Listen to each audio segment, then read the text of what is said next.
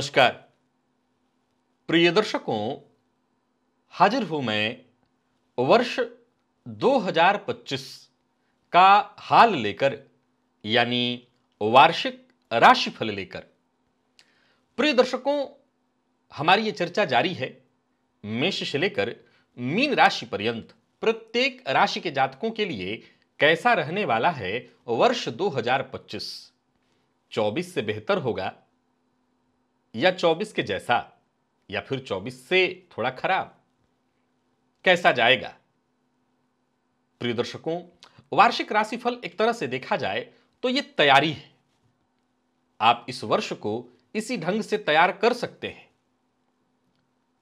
इस बार वार्षिक राशिफल जो कि मैं आपको बता रहा हूं, प्रत्येक क्षेत्र के लिए कोई ना कोई विशेष उपाय भी बता रहा हूं, जिसे करके आप अपने इस वर्ष को श्रेष्ठ बना सकते हैं। आज यह सिलसिला थमेगा क्योंकि हम अंतिम पड़ाव पर हैं। मकर, कुंभ और मीन, इन तीन राशि के जातकों के लिए आज चर्चा है। प्रारंभ में ही बता दूं, यह राशिफल चंद्र राशि के आधार पर है, परंतु प्रिय दर्शकों, दैनिक राशिफल और वार्षिक राशिफल में एक भेद है। जब हम दैनिक राशिफल की चर्चा करते हैं तो उसमें चंद्रमा और चंद्रमा जिस नक्षत्र में होते हैं वो मुख्य केंद्र में होता है, लेकिन जब बात वार्षिक राशिफल की हो तो यहां पर मुख्य केंद्र में देव, गुरु, बृहस्पति, शनि, राहु और केतु होते हैं। प्रिय दर्शकों, वर्ष 2025 में सभी ग्रह राशि परिवर्तन करने वाले हैं और इनका परिवर्तन हमारे जीवन पर कैसा प्रभाव डालेगा, आइए हम जान लें। कौन सी राशियां हैं जिन्हें इस वर्ष में विशेष लाभ होने वाला है और कौन सी राशियां हैं जिन्हें इस वर्ष में विशेष हानि से की स्थिति है, हानि होने वाली है। विशेष करके आज की जो तीनों राशियां हैं इनके लिए तो चर्चा विशेष ही है, क्योंकि मकर 7.5 से बाहर और कुंभ और मीन और साथ ही साथ मेष पहले से ही जिसकी चर्चा हो चुकी है, अब 7.5 के अंतर्गत है। चलिए बिना विलंब किए चर्चा प्रारंभ करते हैं। सबसे पहली आज की राशि मकर है।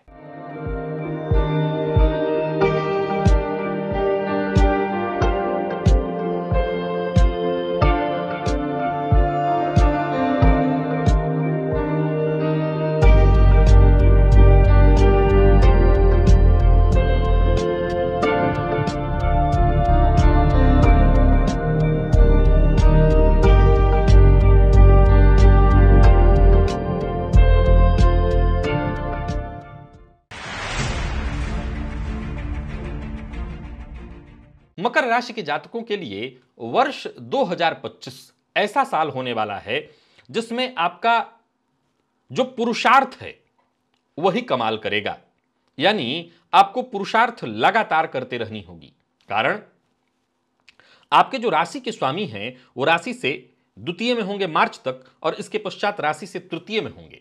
सो अगर आप सफलता चाहते हैं तो पूरी तरह से दृढ़ प्रतिज्ञ होकर के आपको पुरुषार्थ करना होगा। यह वर्ष आपके करियर के लिए, आर्थिक लाभ और पारिवारिक जीवन के लिए कई मामलों में बेहद महत्वपूर्ण बदलाव लेकर के आ रहा है। गुरु, शनि, राहु और केतु का आपके जीवन पर कैसा प्रभाव पड़ने वाला है, हर क्षेत्र पर कैसा प्रभाव पड़ने वाला है, कहां कहां आपको बहुत सोच समझ करके निर्णय लेना है, कहां धैर्य बनाए रखना है, आइए इसे हम भली भांति समझ लें। उसके लिए जरूरी है ग्रहों की स्थिति को एक बार समझ लेना। प्रिय दर्शकों, मकर राशि के जातकों के लिए देखा जाए तो यह वर्ष आपके राशिपति ज्यादातर समय व्यतीत करेंगे आपकी राशि से तीसरे में, और शनिदेव 29 मार्च 2025 को 25 तक तो आपके राशि से दूसरे में होंगे, यानी कुंभ में, और इसके पश्चात तीसरे में चले जाएंगे। अब यहां देखा जाए तो इधर शनिदेव तीसरे में जाएंगे और राहु तीसरे से फिर परिवर्तित होकर 18 मई के बाद दूसरे में। वाणी में गंभीरता रखनी होगी, परिवार के मध्य सामंजस्य बनाए रखना होगा, और बाकी मामलों में देखा जाए तो शनिदेव जो कि तीसरे में जब परिवर्तित होंगे तो लंबे समय से रुके हुए आपके कई सारे कार्य बनेंगे। तो इन 14 मई 2025 को, उससे पहले देव, गुरु, बृहस्पति आपकी राशि से पंचम में संचरण कर रहे हैं, षष्ठ में जाएंगे, जो कि शत्रुओं पर विजय दिलाने वाला, स्वास्थ्य में सुधार करने वाला, और करियर में प्रतिस्पर्धा तो खूब होगी लेकिन उसके बावजूद आपको प्रगति मिलेगी देखने को।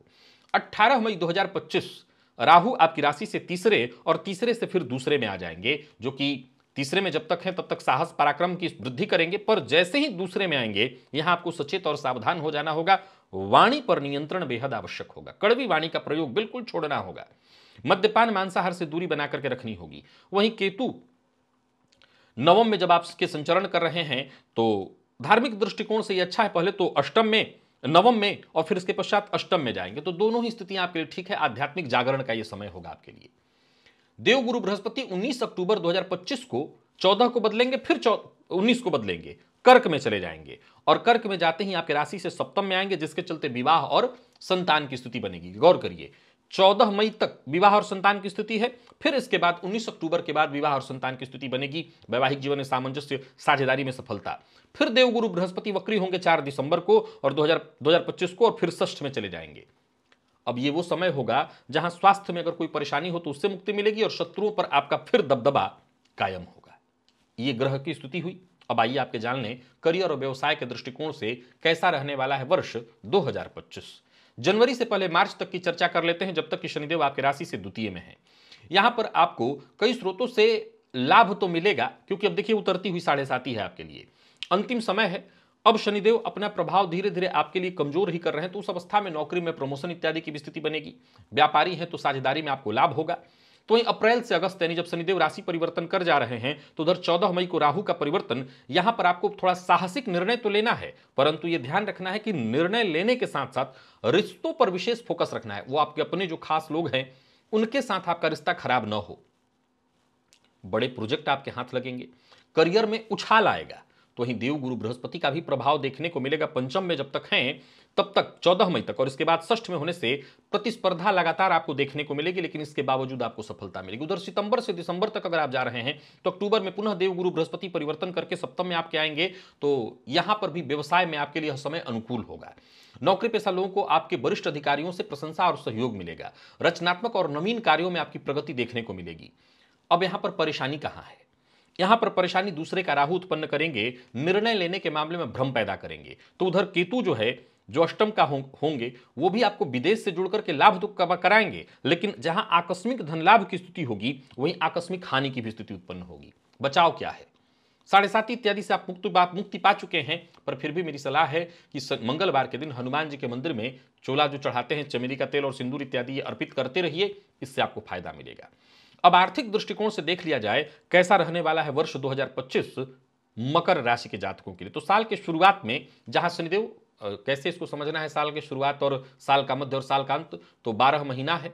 अब 4-4 भाग में, 4-4 महीने के हिसाब से 3 भाग में डिवाइड कर दीजिए।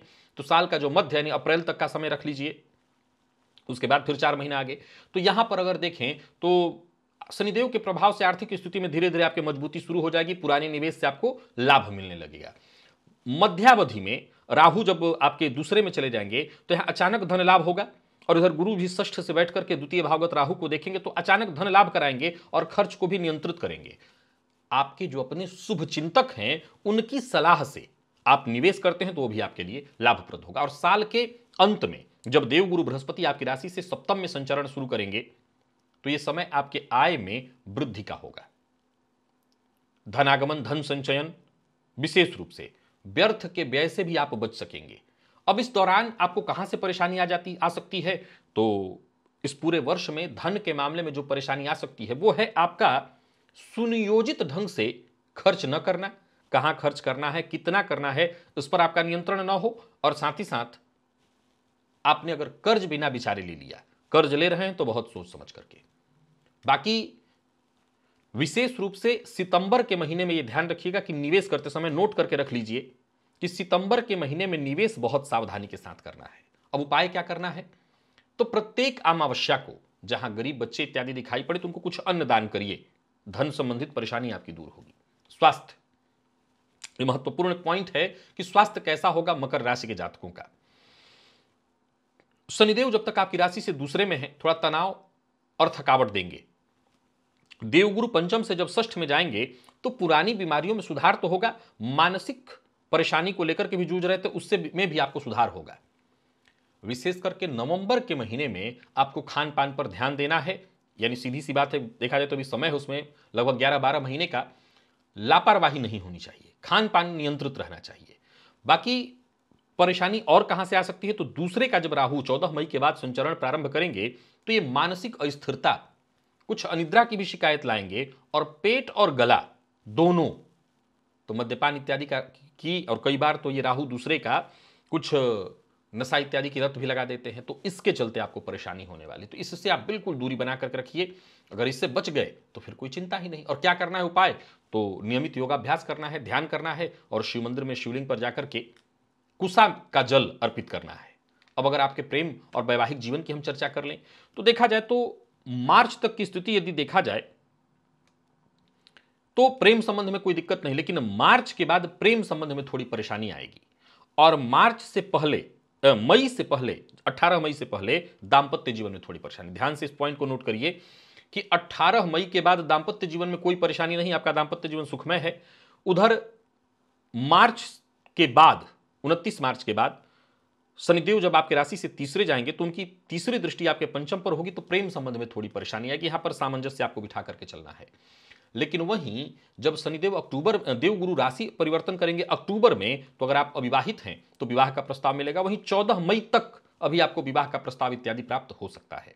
एक और बात, जुलाई से दिसंबर तक ये विशेष रूप से आपको ध्यान रखना है कि राहु के प्रभाव के कारण संबंध, प्रेम संबंध हो, दांपत्य संबंध हो, यहां गलत फहमियां उत्पन्न हो, क्योंकि दूसरे का राहु होगा। तो यहां संवाद के मामले में आपको धैर्य बनाए रखना होगा, चाहे वो कैसा भी रिश्ता हो, किसी भी तरह का। यहां मूल केवल प्रेम और दांपत्य संबंध की चर्चा नहीं है, कैसा भी रिश्ता हो, रिश्ते में वो मतभेद लाएंगे, गलतफहमी उत्पन्न कराएंगे, तो इससे आपको परेशानी हो सकती है। बाकी 9वें का केतु भी देखा जाए तो पहले जो तक केतु 18 मई तक 9वें में है और इसके पश्चात अष्टम में जाएंगे, ये पारिवारिक संबंध में तनाव की स्थिति उत्पन्न कराते हैं। क्या करें, इसके लिए मैं आपको एक उपाय बता देता हूं। सबसे पहले तो विवाहेतर संबंध से आपको बचना है, अपने जीवन साथी के प्रति पूरी तरह से, अपना प्रेमी के प्रति पूरी तरह से ईमानदार रहना है, और कमल का पुष्प मिले तो शुक्रवार के दिन मां लक्ष्मी को अर्पित करिए। अब शिक्षा और संतान के दृष्टिकोण से देखें तो कैसा रहने वाला है वर्ष 2025। हम बात छात्रों की कर लेते हैं, विद्यार्थियों के लिए देखा जाए तो मेहनत भरा, लेकिन मेहनत से लाभ भी मिलने वाला है। उच्च शिक्षा ग्रहण करने वाले, विदेश जाकर के शिक्षा ग्रहण करने वाले विद्यार्थियों के लिए बढ़िया है। संतान पक्ष से खुशखबरी, क्योंकि गुरु 14 मई तक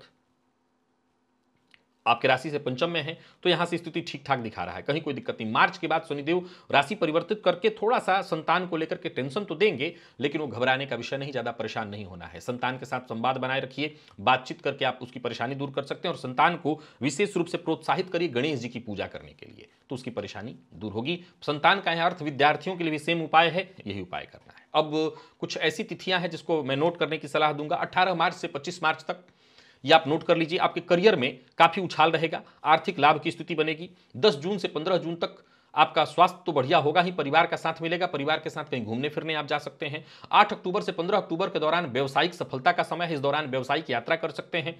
व्यवसाय में विशेष सफलता, कोई पार्टनरशिप या कोई नया व्यापार इत्यादि शुरू करना चाहते हैं तो कर सकते हैं। सावधानी बरतनी है 5 मई से 12 मई के दौरान, यहां स्वास्थ्य में थोड़ी परेशानी आएगी। 15 अगस्त से 21 अगस्त के दौरान आपके खर्च में विशेष वृद्धि हो सकती है, जिसको लेकर के थोड़ी परेशानी होगी, हालांकि ये बहुत टेंशन का विषय नहीं है। और 12 दिसंबर से 18 दिसंबर के दौरान दांपत्य जीवन में किसी न किसी बात को लेकर के किसी तीसरे की वजह से विवाद की स्थिति उत्पन्न होगी। उपाय, हनुमान जी के मंदिर में जाइए, उनका दर्शन करते रहिए, और साथ ही साथ इस वर्ष को और श्रेष्ठ बनाए रखने के लिए प्रत्येक माह की पूर्णिमा को चावल और दूध का दान करिए, इससे आपको लाभ मिलेगा। ये पूरे वर्ष के लिए उपाय है, चावल और दूध का दान। बाकी मकर राशि के जातकों के लिए वर्ष मेहनत और संयम से भरा, लेकिन अवसरों को लेकर के आ रहा है, एक से बढ़कर के कई सारे अवसर मिलेंगे। निर्णय सोच समझ करके आपने लिया तो यह वर्ष बेहद लाभकारी आपके लिए बन सकता है। कुंभ के जातकों की बात कर लेते हैं, कैसा रहने वाला है वर्ष 2025। कुंभ के जातकों के लिए यह वर्ष आपके आत्मविश्वास से भरा हुआ, नई शुरुआत और महत्वपूर्ण बदलाव लेकर के आ रहा है। 7.5 की यहां से आपके लिए आखिरी ढैया शुरू होने जा रही है मार्च के बाद। फलतः जो आपके शनिदेव राशि पर रहकर के जो संघर्ष उत्पन्न करा रहे थे उससे मुक्ति मिलेगी। साल के अंत आते आते करियर में, शिक्षा इत्यादि में और भी वृद्धि होगी। देवगुरु का परिवर्तन भी आपके लिए सहयोगी होगा। पारिवारिक जीवन में सुधार आएगा, संबंधों में भी सुधार के संकेत हैं।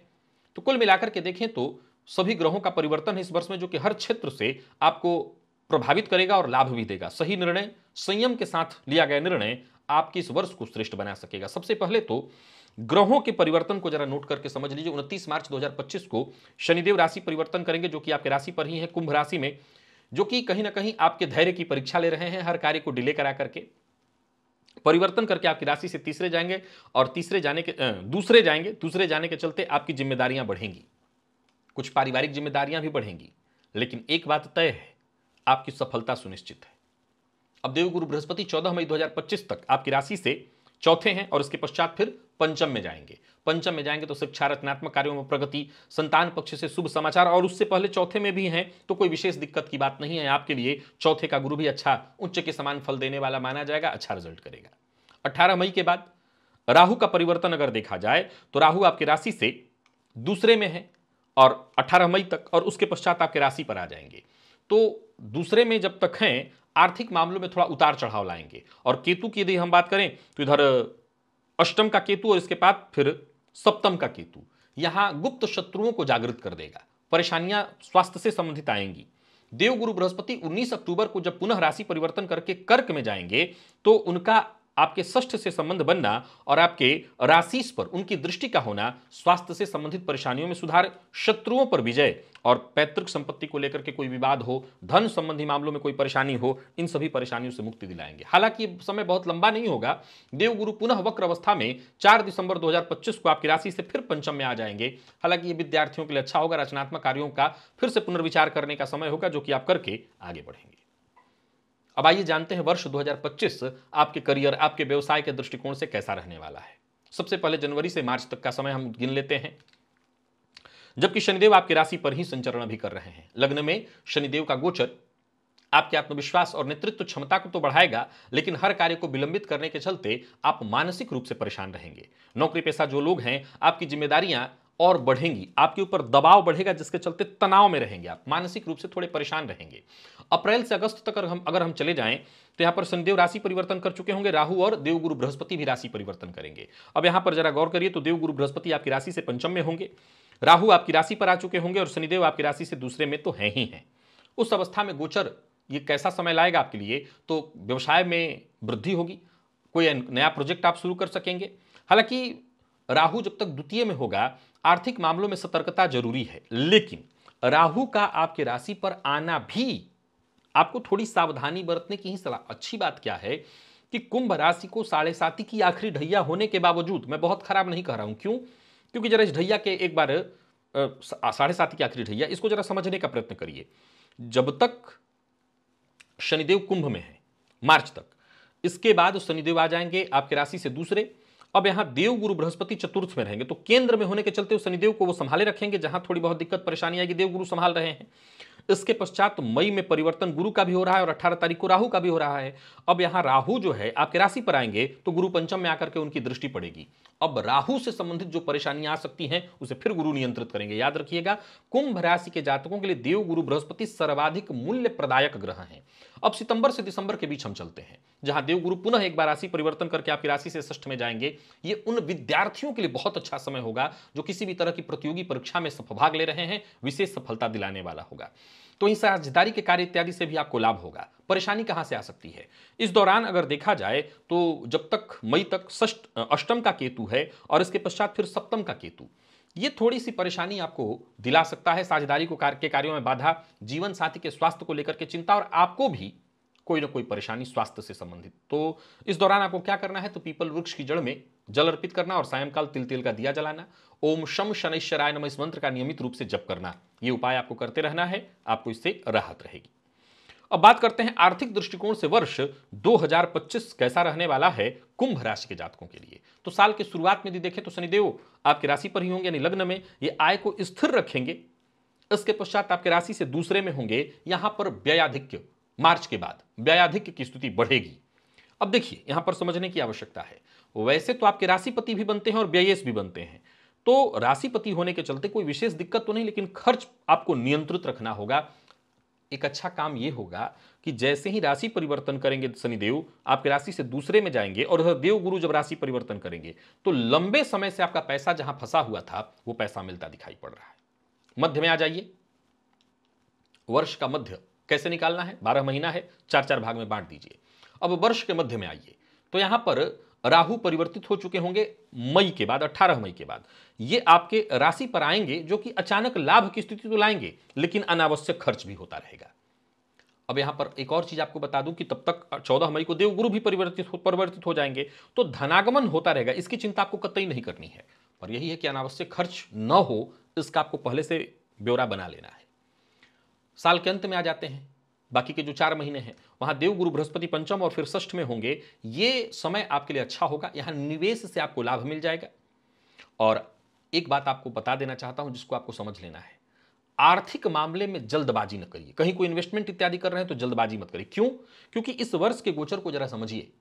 केतु आपकी राशि पर केतु अगर देखें तो आपकी राशि से सप्तम में आ जाएंगे मई के बाद। अब यहां पर अगर जल्दबाजी में कोई इन्वेस्टमेंट कर दिया गया तो फंसने की संभावना है। क्या उपाय किया जाए? आर्थिक स्थिरता के लिए आप गुरुवार के दिन पीले रंग का रुमाल या तो अपने पास रखिए या पीले रंग का वस्त्र धारण करिए, इससे फायदा मिलेगा। और स्वास्थ्य कैसा रहने वाला है 2025 स्वास्थ्य के दृष्टिकोण से कुंभ राशि के जातकों के लिए? शनिदेव का जब तक लग्न में गोचर है, यह मानसिक और शारीरिक दोनों रूप से आपके स्वास्थ्य पर थोड़ी परेशानी स्थिति असर डालेंगे, मन अशांत करेंगे। कोई काम जब वक्त पर नहीं होता है तो वैसे ही जातक थकान महसूस करने लगता है, मानसिक रूप से परेशान होता है, तो ये परेशानी तो आपको होगी। अब इधर देखा जाए तो केतु जब तक अष्टम में है आपकी राशि से, यानी कि मीन में है और इधर कन्या में है, तो ये त्वचाजन्य रोग और पेट से संबंधित परेशानियों की स्थिति भी बना रहे हैं। आपको नियमित रूप से योगाभ्यास करना है, ध्यान करना होगा। साथ ही साथ राहु का जो प्रभाव है द्वितीय फिर और आपकी राशि पर आना, ये अनिद्रा और मानसिक तनाव को बढ़ावा देगा। जो लोग बीपी के रोगी हैं, ब्लड प्रेशर के, वो अपने स्वास्थ्य का, और जो लोग हृदय संबंधित समस्याओं से जूझ रहे हैं उन्हें और ज्यादा अपने स्वास्थ्य का ध्यान रखना होगा। और उपाय के तौर पर नियमित प्राणायाम तो करना ही करना है। इस गोचर के दौरान ओम ह्रौम जुम सह, ये त्र्यक्षरी लघु महामृत्युंजय मंत्र का नियम से जो रोज कम से कम 108 बार जप करिए, ताकि स्वास्थ्य से संबंधित कोई बड़ी परेशानी न आए। अब अगर आपके प्रेम संबंध और वैवाहिक जीवन के दृष्टिकोण से वर्ष 2025 को देखें तो सबसे पहले बात कर लेते हैं जनवरी से मार्च तक, जब तक कि शनिदेव राशि परिवर्तन नहीं किए होते हैं, बाकी के सारे ग्रह यथावत होते हैं। यहां पर अगर आप देखें तो प्रेम संबंध के मामले में तो कोई दिक्कत नहीं दिखाई पड़ती। हम थोड़ा और आगे बढ़ते हैं, जनवरी से जून तक चले चलते हैं, तो जनवरी से जून तक में भी कोई दिक्कत नहीं, बल्कि मई के बाद प्रेम संबंध में और प्रगाढ़ता आएगी। अविवाहित हैं तो विवाह का प्रस्ताव आ जाएगा। जुलाई से दिसंबर तक चलते हैं तो इधर आने पर थोड़ा सा आपके वैवाहिक जीवन में परेशानी शुरू हो चुकी होगी। मई के बाद राहु केतु का जो संबंध आपके सप्तम भाव से बनेगा, ये दाम्पत्य जीवन में गलतफहमियां उत्पन्न कराएगा। व्यर्थ के विवाद होंगे, संवाद सही ढंग से नहीं हो सकेगा। आप कहना चाहते हैं कुछ और, आपका पार्टनर समझेगा कुछ और, तो यहां थोड़ी परेशानी है। यहां राहु और केतु के कारण आपके वैवाहिक जीवन में कुछ उथल पुथल दिखाई पड़ रहा है। क्या उपाय है? तो उपाय के तौर पर अपने दाम्पत्य जीवन को सुखद बनाए रखने के लिए शुक्रवार के दिन सफेद मिठाई और वस्त्र का दान करिए देवी के मंदिर में, तो इससे आपको राहत अवश्य मिलेगी। विद्यार्थियों के लिए हम चर्चा करें तो शिक्षा और संतान दोनों ही दृष्टिकोण से वर्ष 2025 कुंभ के जातकों के लिए अगर देखा जाए तो पंचम में जैसे ही 14 मई के बाद देवगुरु आएंगे, ये विद्यार्थियों के लिए बेहद श्रेष्ठ समय होगा। उच्च शिक्षा ग्रहण करने वाले विद्यार्थियों के लिए बहुत अच्छा होगा। जो लोग जुडिशरी की तैयारी कर रहे हैं उनके लिए तो बहुत बढ़िया है वर्ष ये। मेडिकल फील्ड के विद्यार्थियों के लिए भी बहुत अच्छा, और जो लोग विदेश जाकर के शिक्षा ग्रहण करना चाहते हैं उनके लिए भी बहुत अच्छा। गुरु के परिवर्तन के बाद संतान पक्ष से शुभ समाचार या संतान को लेकर के शुभ समाचार, यानी संतान की चाहत है तो वो पूरा कराएंगे। बाकी एक छोटी सी परेशानी, राहु जब आपके राशि पर परिवर्तन करके 18 मई को आएंगे, इसके बाद एक समस्या खड़ी होगी थोड़ी सी कि विद्यार्थियों का मन भटकेगा। विशेष करके वो जो 8वीं से 10वीं क्लास तक के बच्चे हैं उनके लिए विशेष परेशानी का ये समय उत्पन्न कराने वाला है। साथ ही साथ उपाय, तो उपाय है गणेश जी की आराधना। गणेश जी की खूब आराधना करिए, गणेश जी के मंदिर में जाइए, उनका दर्शन करिए। गणेश जी की आराधना से आपकी ये परेशानी दूर होगी। अब हम उन तिथियों की बात कर लें जो आपके लिए बेहद सहयोगी हो सकते हैं, तो 20 से 27 फरवरी इसको नोट करके रखिए। करियर के दृष्टिकोण से, आर्थिक दृष्टिकोण से आपके लिए लाभप्रद है। 15 से 22 जून तक आपके शिक्षा परिवार में सफलता के दृष्टिकोण से बहुत अच्छा है। 10 से 18 अक्टूबर तक व्यवसाय में प्रगति के दृष्टिकोण से बहुत अच्छा है। व्यवसाय में कुछ नया करना चाहते हैं, कुछ विशेष करना चाहते हैं, कर सकते हैं। 12 अप्रैल से 18 अप्रैल तक स्वास्थ्य को लेकर के समस्या। 8 अगस्त से 14 अगस्त तक कुछ आर्थिक नुकसान दिखा रहा है, उस समय इन्वेस्टमेंट न करें, सावधानी बरतें। और 18 से 24 नवंबर तक दाम्पत्य जीवन में मामूली छोटी छोटी बातों को लेकर के विवाद की स्थिति उत्पन्न हो सकती है। पूरे वर्ष शनिवार के दिन काले उड़द का दान या काले उड़द से निर्मित खाद्य सामग्री का दान आपके लिए बेहद लाभप्रद होगा। तो अगर आप ऐसा करें तो फायदा मिलेगा। और साथ ही साथ ओम ह्रौम जुम सह त्र्यक्षरी लघु महामृत्युंजय मंत्र, इसका जप करिए, फायदा मिलेगा। बाकी मैं बता दूं कि वर्ष 2025 कुंभ राशि के जातकों के लिए मेहनत भरा है। साहस के साथ सही निर्णय लेना होगा, अवसरों को पहचानना होगा और धैर्य बनाए रखना होगा, तभी आप सफलता हासिल कर सकेंगे। आखिरी राशि मीन की चर्चा कर लेते हैं। वर्ष 2025 आपके लिए कैसा जाने वाला है। यह वर्ष आत्मनिरीक्षण का है। अवसर तो मिलेंगे पर परेशानियां भी खूब आएंगी। यह वर्ष आध्यात्मिक विकास का वर्ष रहेगा। इस वर्ष में आप पूजा पाठ पर ध्यान दीजिए, करियर को स्थिर बनाए रखिए। बहुत अधिक उछल कूद आपको मुसीबत में डालने वाला है। धन को लेकर के भी चिंता होगी और अपनी जिम्मेदारियों को बड़ा संतुलित ढंग से चलाना होगा। अपनी जिम्मेदारियों से भागिएगा मत। गुरु राहु केतु बाकी के सभी ग्रहों का परिवर्तन भी आपके जीवन काल में कुछ ऐसे महत्वपूर्ण परिवर्तन बदलाव तो लाएंगे, लेकिन फिर भी परेशानियां अनवरत बनी रहेगी, क्योंकि 7.5 की ये मध्य ढैया होगी। 29 मार्च 2025 शनिदेव यहां तक आपकी राशि से 12वें में होंगे और इसके पश्चात आपकी राशि पर आएंगे। जब तक 12वें में होंगे तब तक खर्च में वृद्धि, विदेश यात्रा तो कराएंगे लेकिन परेशानियां। हालांकि आध्यात्मिक रूप से अपने आप को समझना, अपना निरीक्षण, स्वयं का निरीक्षण करना होगा। देव गुरु बृहस्पति 14 मई 2025 आपकी राशि से तीसरे और 14 मई 2025 के बाद राशि से चौथे जाएंगे, जो कि पारिवारिक जीवन में कुछ सुख लाएंगे। घरेलू कोई कलह विवाद इत्यादि होगा वो दूर करेंगे और अचल संपत्ति से संबंधित कार्यों को कराने वाले होंगे। इसके बाद राहु और केतु का गोचर 18 मई 2025। यहां पर देखा जाए तो राहु मीन राशि में यानी आपकी राशि में है और इसके पश्चात 12वें जाएंगे। ये ठीक नहीं होगा। 12वें का राहु कोर्ट कचहरी की स्थिति उत्पन्न कराता है। आपको अपने व्यक्तित्व को मजबूत बनाए रखना होगा। दांपत्य जीवन में भी कलह और परेशानी की स्थिति। वहीं 19 अक्टूबर 2025 देव गुरु बृहस्पति जब आपकी राशि से पंचम में जाएंगे तो यहां पर आपको बहुत सहयोग मिलेगा। ये शिक्षा, संतान, हर क्षेत्र से लाभप्रद होगा। ध्यान रखिएगा, जब देव गुरु बृहस्पति परिवर्तन करके कर्क में जाएंगे तो आपको फायदा मिलेगा, लेकिन ये बहुत लंबे समय के लिए होगा नहीं। 4 दिसंबर 2025 को फिर से देव गुरु बृहस्पति वक्र अवस्था में मिथुन में आएंगे। यहां पर पारिवारिक मामलों में पुनर्विचार करने की आवश्यकता होगी। जहां कोई गड़बड़ी परेशानी हो उसको सुधारने की आवश्यकता होगी। चलिए चलते हैं, बृहद रूप से इस विश्लेषण को जरा समझ लेते हैं। करियर के दृष्टिकोण से, आपके व्यवसाय के दृष्टिकोण से कैसा रहने वाला है वर्ष 2025, तो जनवरी से मार्च तक का पहले समय देख लेते हैं। यहां शनिदेव आपकी राशि से 12वें में होंगे, जो विदेश यात्रा कराएंगे। जो शोध कार्य करने वाले विद्यार्थी हैं उनके लिए लाभप्रद रहेगा, परंतु नौकरी में स्थानांतरण और ऐसे जगह पर स्थानांतरण जहां की आप न चाहते हो, यानी परेशानी। अप्रैल से अगस्त तक इधर कार्यक्षेत्र में उठापटक की स्थिति रहेगी। हालांकि देव गुरु बृहस्पति आपकी राशि से चतुर्थ में संचरण करना शुरू कर देंगे। उससे पहले 14 मई के बाद ही देवगुरु, अप्रैल से मैंने अगस्त कह दिया है, लेकिन 14 मई के बाद ही देवगुरु परिवर्तित होंगे। अब उससे पहले जरा देखिए तो तीसरे के गुरु आपको सहयोग दे रहे होंगे, लेकिन चौथे में जब जाएंगे तो ये भी कार्यस्थल पर नई योजनाएं देंगे, स्थायित्व भी देंगे, पर कुछ उठापटक की स्थिति रहेगी, मानसिक अशांति रहेगी। जमीन जायदाद से संबंधित मामलों में आपको कदम नहीं उठाना होगा। सितंबर से दिसंबर के बीच चले जाएं तो राहु का आपकी राशि से 12वें में चले जाना ये थोड़ी सी परेशानी देगा। अप्रत्याशित परेशानी किसी ऐसी मुसीबत में आपको डाल सकता है जिसकी आपको पहले से कोई कल्पना न हो। विद्यार्थियों के लिए भी देखें तो शिक्षा के क्षेत्र में उठापटक की स्थिति होगी। वहीं केतु की स्थिति को जरा देखा जाए तो आपकी राशि से सप्तम और फिर आपकी राशि से षष्ठ, कार्य क्षेत्र में साझेदारी में मतभेद उत्पन्न कराएगा। आपके स्वास्थ्य में परेशानी उत्पन्न कराएगा। आप कहेंगे कष्ट है, डॉक्टर कहेंगे नहीं आप तो ठीक हैं। हर गुरुवार को पीला चावल को पीले रंग से रंग करके उसका दान करिए अथवा पक्षियों को दीजिए, इससे राहत आपको मिलेगी।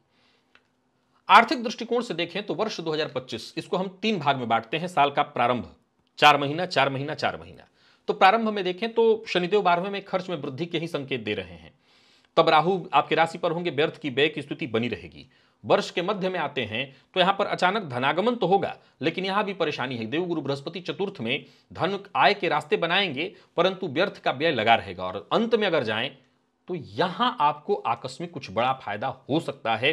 देवगुरु बृहस्पति के परिवर्तन के कारण कोई बड़ा इन्वेस्टमेंट आपने पूर्व में किया हो या अभी करें, उसका आपको लाभ मिल जाएगा। परंतु खर्च पर नियंत्रण रखना बहुत आवश्यक है, अन्यथा आप परेशानी में पड़ेंगे। अनावश्यक खर्च इस वर्ष मीन राशि के जातकों को परेशान करता रहेगा। लगातार परेशानियां आएंगी। कर्ज लेने से आपको बचना होगा। शुक्रवार के दिन गाय को हरा चला चारा खिलाइए। ओम नमो भगवते वासुदेवाय इस मंत्र का जप करिए। और स्वास्थ्य के दृष्टिकोण से देखें तो शनिदेव का आपकी राशि से 12वें और फिर आपकी राशि पर आना, मानसिक तनाव, थकावट, जब तक राहु लग्न में होंगे यानी कुंभ में है, जब तक वो परिवर्तित मीन में है, जब तक वो कुंभ में नहीं चले जाते तब तक अनिद्रा, त्वचा संबंधी परेशानी। मीन में कुंभ में भी जाएंगे तो सेम परेशानी, स्वास्थ्य से संबंधित परेशानी रहेगी। यानी यह वर्ष स्वास्थ्य के दृष्टिकोण से मीन के जातकों के लिए ठीक नहीं है। पेट से संबंधित परेशानी, आंखों से संबंधित परेशानी, नियमित रूप से आपको तुलसी जी का पत्ता लेकर के उसका सेवन करना होगा। तुलसी जी के पत्ते के सेवन से आपको थोड़ी राहत मिलेगी। योगाभ्यास, प्राणायाम, इससे आपको राहत मिलेगी। तो वहीं प्रेम संबंध और वैवाहिक जीवन के दृष्टिकोण से देखें, इन दोनों ही मामलों में जरा समझने की आवश्यकता है। मार्च तक हम सबसे पहले चर्चा करते हैं। मार्च तक शनिदेव आपकी राशि से 12वें में हैं, जिनका दांपत्य और प्रेम पर कोई विशेष प्रभाव तो नहीं है, लेकिन तब तक राहु आपकी राशि पर ही होंगे और उनकी दृष्टि पंचम और सप्तम दोनों पर होने के चलते दांपत्य जीवन में कलह और परेशानी। उसके बाद आएगी बारी, शनिदेव आपकी राशि पर आ जाएंगे और शनिदेव जब आपकी राशि पर आएंगे मार्च के बाद, तो वो उनकी दृष्टि सप्तम पर होगी, जो दांपत्य जीवन में कलह, विवाद और परेशानी की स्थिति, एक उदासीनता भरा माहौल, यानी दांपत्य जीवन में जो खुशियां होनी चाहिए वो न होकर के उतार चढ़ाव आपको देखने को मिलेगा। जो लोग अविवाहित हैं उन्हें विवाह का प्रस्ताव देना भी बहुत अच्छा नहीं होगा। अब इसके बाद हम आगे जुलाई से दिसंबर तक चलते हैं। तो यहां पर आपके गुरु के लिए अगर हम कहें कि गुरु का आपकी राशि से पंचम में होना, ये जरूर जुलाई से दिसंबर तक देखें तो ये जरूर थोड़ा सा प्रेम संबंध में राहत लाएगा और दांपत्य जीवन में भी थोड़ा राहत देगा। पर फिर भी दोहरा देता हूं कि इस गोचर काल के दौरान केतु जब तक आपकी राशि से सप्तम में है, केतु जब आपकी राशि से षष्ठ में जाएंगे, रिश्तों में उतार चढ़ाव, मतभेद बना रहेगा, गलतफहमी बार बार उत्पन्न होगी, जिसके चलते चाहे वो दांपत्य जीवन हो, प्रेम संबंध हो, थोड़ी परेशानी रहेगी। क्या करें? शुक्रवार के शुक्रवार मां लक्ष्मी को सफेद पुष्प और मिश्री अर्पित करिए, इससे फायदा मिलेगा। विद्यार्थियों की और संतान की, दोनों की चर्चा करते हैं, यानी आपके पंचम भाव की। तो पंचम भाव के दृष्टिकोण से देखें तो जब तक राहु आपकी राशि पर है, 18 मई से पहले तक उठापटक, विद्यार्थियों का मन पढ़ाई में कम लगेगा, इधर उधर की चीजों के में भी ज्यादा समय जाने वाला है आपके लिए। सफलता के दृष्टिकोण से बाधा। फिर शनिदेव आपके राशि पर आ जाएंगे, यहां भी पढ़ाई में थोड़ी दिक्कत तो आएगी, पर फिर भी एक अच्छी चीज है कि जब देव गुरु बृहस्पति राशि परिवर्तन करके कर्क में प्रवेश करेंगे तो संतान पक्ष से भी, और विद्यार्थी हैं तो शिक्षा के क्षेत्र से भी, प्रतियोगी परीक्षा के विद्यार्थियों के लिए भी यह समय अनुकूल होगा और कोई शुभ सूचना आपको मिलेगी। कुल मिलाकर के देखें तो राहु आपका ध्यान भटकाता रहेगा, मन पढ़ाई में कम लगेगा। हरा मूंग बुधवार के दिन दान करिए, पक्षियों को दीजिए। नोट करिए वो तिथियां जिनमें आपको फायदा मिलेगा, वो है 15 से 22 फरवरी करियर में और आर्थिक दृष्टिकोण से देखें तो यहां फायदा है। 12 से 18 जून परिवार और शिक्षा दोनों ही मामलों में सफलता, और 8 से 18 अक्टूबर, 8 अक्टूबर से 15 अक्टूबर व्यवसाय में उन्नति। सावधानी कहां बरतनी है तो 5 अप्रैल से 10 अप्रैल तक स्वास्थ्य पर विशेष ध्यान देना है। 10 अगस्त से 24 अगस्त तक आर्थिक मामलों में सतर्कता बरतनी है, और 20 नवंबर से 27 नवंबर ये 7 दिन आपको वैवाहिक जीवन में बहुत सावधानी बरतनी है। संवाद बहुत सोच समझ करके करना है, यह संवाद विवाद का रूप ले लेगा। उपाय लगातार क्या करना है? छायादान करते रहना है, पीपल वृक्ष की जड़ में जल अर्पित करना है, तिल तेल का दिया जलाना है, स्नान के जल में रोज या किसी विशेष दिन पर, पूर्णिमा के दिन कर लीजिए, पात्र में गंगा जल या कोई तीर्थ का जल डालकर के उसी में जल डालकर के उसी जल से स्नान करिए, और हर पूर्णिमा को चावल और दूध का दान करिए। मीन राशि के जातकों के लिए वर्ष बहुत ज्यादा संयम धारण करने वाला है, आत्मनिरीक्षण करने की आवश्यकता है और धैर्य बनाए रखना होगा। जो उपाय बताए गए हैं वो नियमित रूप से करना ही आपके इस वर्ष को ठीक रखेगा। सीधी सी बात है, 7.5 की मध्य ढैया है आपको, बीच में मैं बताऊंगा वो 90 दिन का पीरियड जब विशेष रूप से शनिदेव आपको कष्ट में डालेंगे। तो आशा करता हूं जो उपाय मैं बताया हूं उसे करके अपने इस वर्ष को आप सुरक्षित कर लेंगे। आज के लिए बस इतना ही, इजाजत दीजिए। यह सिलसिला पूर्ण हुआ यहां से, अब आगे विषयों पर चर्चा होती रहेगी, आगे पुनः मुलाकात होने वाला है। तब तक के लिए नमस्कार।